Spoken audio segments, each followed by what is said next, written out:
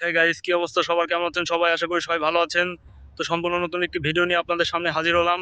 আসলে গত কয়েকদিন বৃষ্টি হওয়ার ফলে কোনো ভিডিও নিয়ে আসতে পারিনি। তবে এখন বৃষ্টি কিছুটা কমেছে, যার কারণে আপনাদের মাঝে ভিডিও নিয়ে আসলাম। তো আজকে আমি যাব মূলত বনশ্রী শহরে। সেখানে গিয়ে কী করি না করি, কি হয় আমার সাথে, দেখতে সম্পূর্ণ ভিডিওটি দেখুন। আর এই মাসের শেষের দিকে আমি আমার গ্রামের বাড়িতে যাব। সেখানে আমার কাকাতো বোনের বিয়ে অনুষ্ঠিত হবে।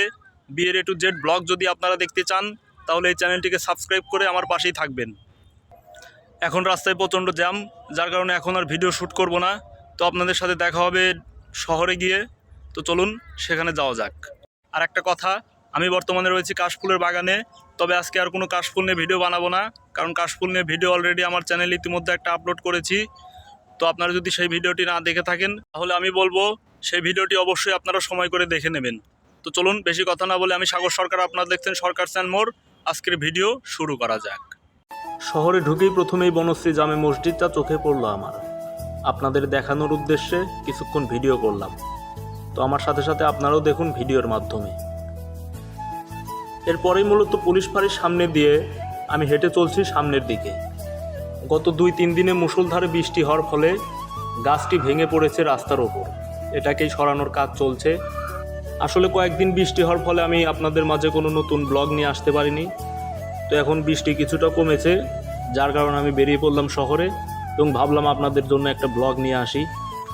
আর এখানে আমার হাতের বাম পাশে এখানে নতুন একটা বিল্ডিং তৈরি হবে, যার কারণে প্রাথমিক কনস্ট্রাকশনের কাজগুলো এখানে চলছে।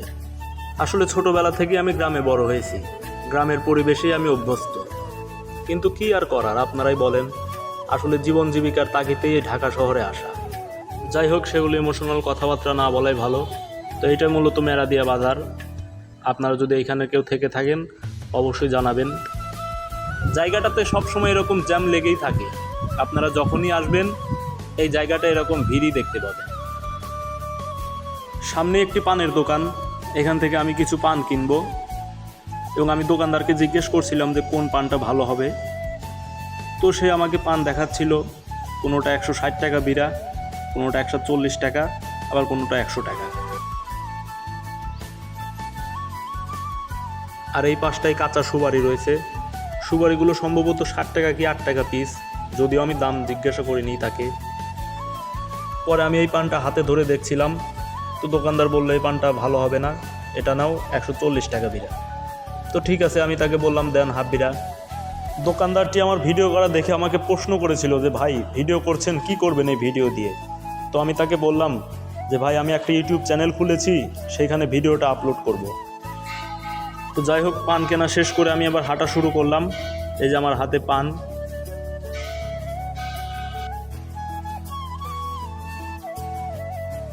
এই পাশটায় মুরগির বাজার, আর এই পাশটায় মূলত কাঁচা বাজার। তো লোকজন তাদের নিত্য প্রয়োজনীয় জিনিসপত্র এখান থেকে কিনছে। আর এইখানে আমার সামনে মাছগুলো আপনারা দেখতে পাচ্ছেন, একদম টাটকা ফ্রেশ মাছ। বিভিন্ন রকমের মাছ তারা বিক্রি করছে।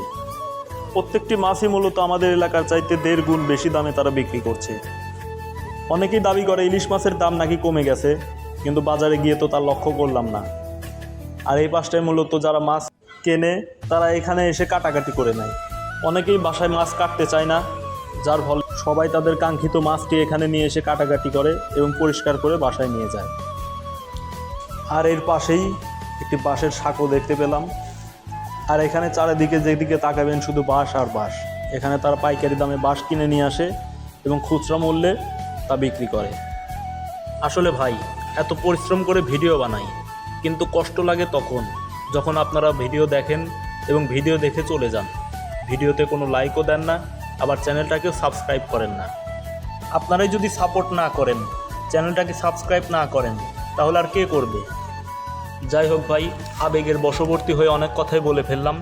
যদি ভুল হয়ে থাকে আমাকে ক্ষমা করে দেবেন। আপনারা আশেপাশের সৌন্দর্যটা উপভোগ করুন।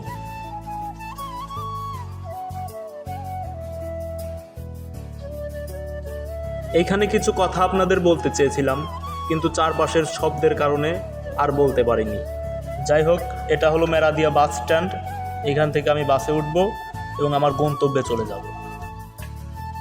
অবশেষে গাড়িতে উঠে পড়লাম এবং বাসের জানালা দিয়ে বাইরের পরিবেশটা দেখতে দেখতে আমার লক্ষ্যের দিকে আমি ছুটে চললাম। চলুন আপনারাও বিষয়টা উপভোগ করুন।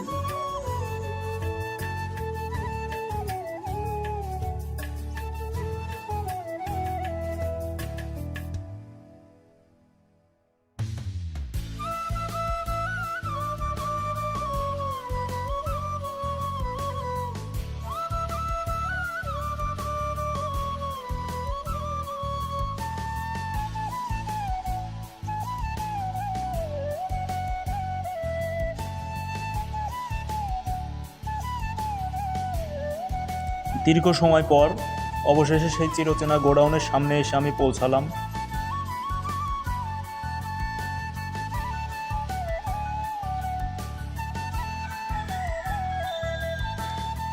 তো চলুন গোডাউনের ভিতরে প্রবেশ করা যাক। তো যেমনটা দেখতে পাচ্ছেন, গোডাউনের ভিতরের পরিবেশ মূলত এরকমই।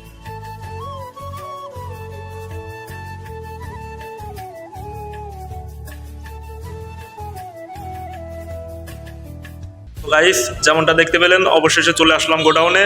আজকের ভিডিওটি ছিল মূলত এই পর্যন্তই। ভিডিও যদি ভালো লাগে অবশ্যই একটি লাইক দেবেন এবং চ্যানেলটাকে সাবস্ক্রাইব করতে ভুলবেন না।